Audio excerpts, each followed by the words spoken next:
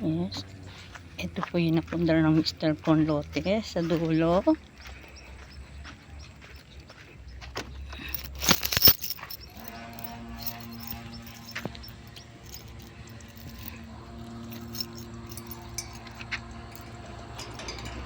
Bubuksan natin ang pinto. Hindi. Ang pakain ng mga manok. Ito pa pala tapos.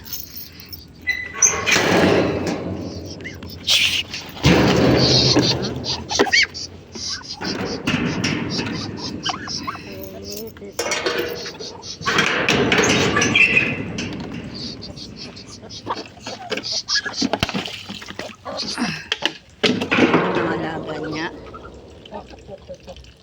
Ito po yung kanyang sasakyan na kumuha po siya ng truck para may pang ano sa ng magkakakitaan para sa aming kinabukasan ng mga anak ko.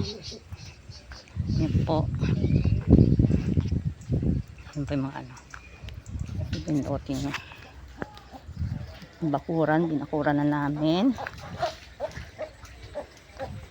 para masinop ang kanyang mga naipundar yung mga alaga niya.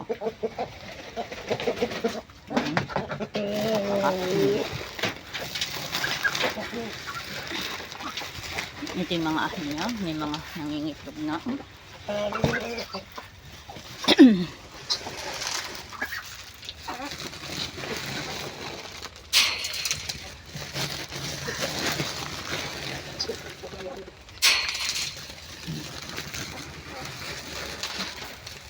Pakain ko po.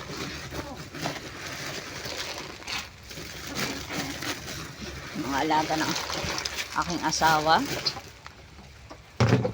Habang siya ay nasa abroad, ako muna ang kanyang pinamamahalan sa kanyang mga negosyo. Yan po ay lote niya. Binakuran po namin para masinop. Ito yung napundar niya. Kasi paano ay kami ay nagpapasalamat sa Panginoon kasi hindi niya kami pinabayaan sa awa ng Diyos. Unti-unti naman po nasisinip ang kanyang pinaghihirapan. Habang sa ngayon wala kaming biyahe, pero sa Lunes may biyahe na po kami.